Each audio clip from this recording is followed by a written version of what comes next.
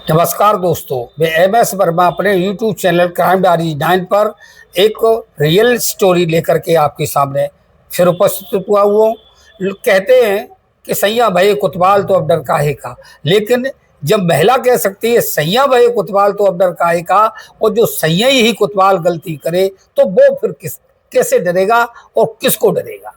अभी आपने फरुखाबाद का मामला देखा कि एक आदमी को 7 दिनों तक पुलिस वाले हिरासत में रखते हैं और बेमतलब में हिरासत में रखते हैं, जबकि आदेश है कि 24 घंटे से ज़्यादा किसी भी आदमी को हिरासत में नहीं रखा जा सकता है। तो वो जो हिरासत में रखा गया वो पार्टी सीधी फरुखाबाद वाली पार्टी सीधी जा कर के कैबिनेट दाखिल वो बंदी प्रत्यक्षीकरण याचिका लगाती है और इस याचिका लगाने के मामले में उस एसपी साहिबा को तलब किया जाता है। जब एसपी साहिबा तलब होती हैं तो जो है उस थाने के SHO फरुखाबाद की पुलिस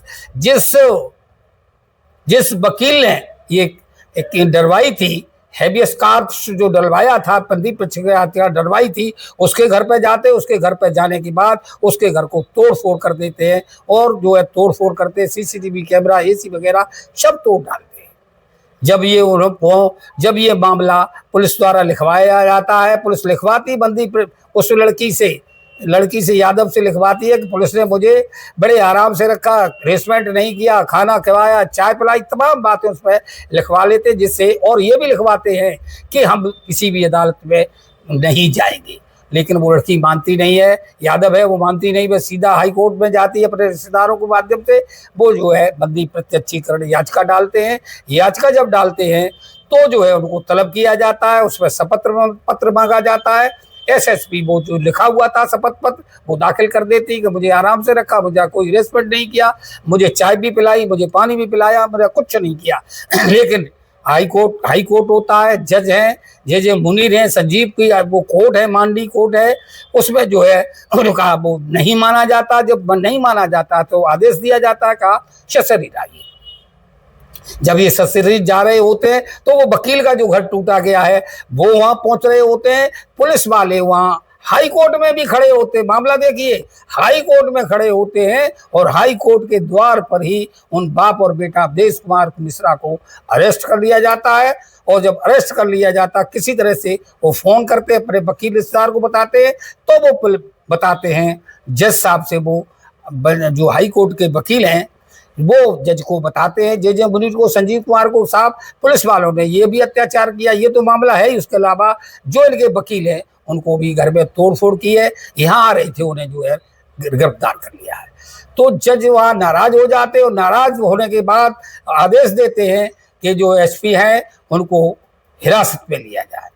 जैसे ही वो मौखिक हिरासत का आदेश होता है, आदेश से जो है हड़कंप मच जाता है। महाधिवक्ता जो होते उत्तर प्रदेश के वो हाथ जोड़ के विनती आरजू करते हैं और कहते साहब गलती हो गई और ये जो है मामला थोड़ा माफ़ी के योग्य है, मुझे माफ़ कर दिया जाए। जज जो है चूंकि आदेश मौखिक था, लिखित में नहीं था, तो वो माफ़ कर देते। माफ़ में वो कहते आज रात आपको इलाहाबाद में रुकना होगा, कल हमारी जो है फिर कोर्ट लगेगी, उसमें आपको फिर हाजिर होना पड़ेगा।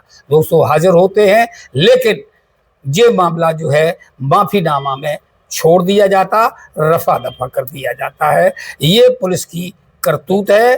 पुलिस जो है वर्दी जो मिली है वो लोगों को विश्वास जीतने के लिए मिली है, किसी को डराने और धमकाने के लिए नहीं।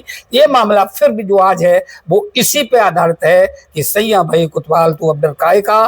बाप बेटा पुलिस वाले होते हैं और जो है उनके साथ कई लोग होते हैं।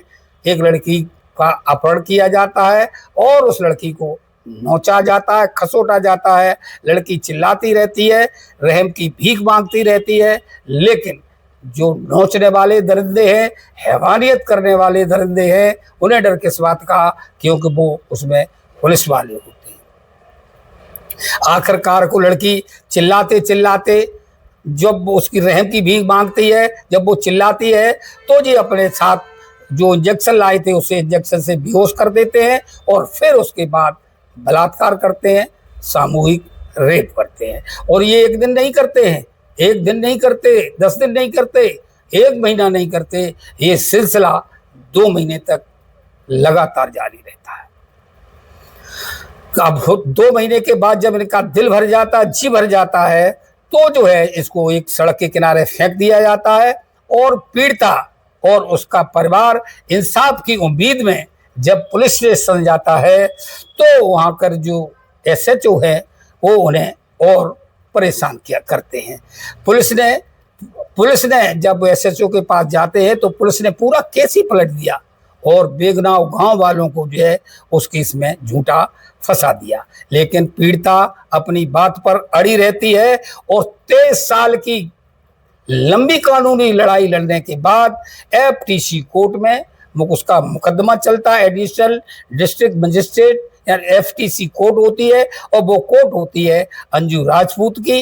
अंजू राजपूत ने ये फैसला सुनाया और 7 आरोपियों की जो है उम्र कैद की सजा सुनाई और सजा सुनाने के बाद 7 आरोपियों पे 60-60, 50-50 हजार रुपया जुर्माना लगाया और 75% जो उसका उस पीड़िता को देने का आदेश दिया। तो दोस्तों ये कहानी क्या थी, क्या मामला था, ये मामला था कहाँ का, ये सब जानने के लिए आप हमारे चैनल में लगातार बने रहिए और हमारे यूट्यूब चैनल क्राइम डायरी 9 को सब्सक्राइब अवश्य करें।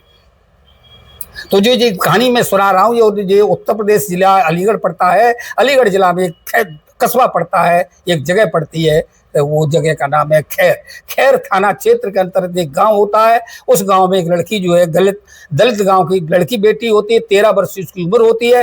वो अपने खेतों पर जाती है। जब खेतों पर जाती है सवेरे का वक्त होता है, जब ये लड़की अपने खेतों से लौट रही होती है तो लौटने में जो है ये और जो घटना है ये 30 अक्टूबर 2002 की है।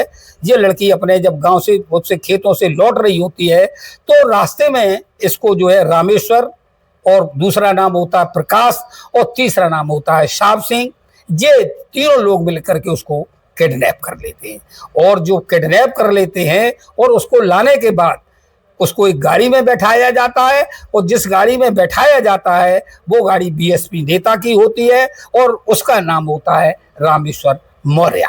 रामेश्वर मौर्य की गाड़ी में जब उसको बैठाया जाता है तो गाड़ी के अंदर देखते हैं एक रिटायर्ड एसएचओ होते हैं, उनका नाम होता है रामलाल वर्मा।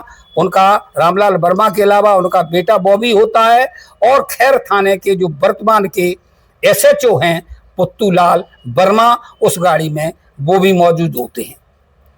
और जो बाद में इसी केस के जो है ये केस दायर हुआ तो इसी के जो है आईओ जे पुत्तूलाल वर्मा होते हैं और पुत्तूलाल वर्मा जब इसकी आईओ बनते हैं तो जो है पूरा मामला ही ये पलट देते हैं। और मामला क्या पलटते हैं? मामला ये पलटते हैं कि जिनको आरोपी बनाया गया था उनका वो नाम निकाल देते हैं और जो गांव के जो नए लोग हैं, जो गांव के बेगुनाह लोग हैं, उनको वो फंसा देते हैं और जिनको वो फंसाया गया है उनका नाम बोना और पप्पू उर्फ विजेंद्र होता है। और बाद में जब जो लड़की जो 2 महीना तक उसको गिरफ्तार रखा जाता है, किडनैप किया जाता है और लड़की दिसंबर 2002 में ये लड़की को जो है ये गांव का किनारा है और टप्पल थाना क्षेत्र का अंतर्गत एक गांव है, उस गांव के पास ये लड़की को फेंक देते हैं। फेंक देने के बाद सवेरे लोग आते हैं, लड़की को उठाते हैं। लड़की बेहोशी की हालत होती है, उसके चेहरे पर कुछ पानी के छींटे मारे जाते हैं। जब होश आता है तो वो लड़की पूरी कहानी बताती है और जब वो कहानी सुनाती है, कहानी सुनाने के बाद उसका पिता सीधा कोर्ट में जाता है, थाने जाता है। थाने में दरोगा जी को मैंने बता ही दिया, आपने उसका नाम हटा दिया, सारे लोगों को, नए लोगों को फंसा दिया। फिर ये मामला जा करके ये में हाई कोर्ट में जाता है और हाई कोर्ट में जब मामला जाता है 17 फरवरी 2003 को हाई कोर्ट कहती है इस लड़की के बयान दर्ज कराइए। तब उस लड़की का बयान होता है।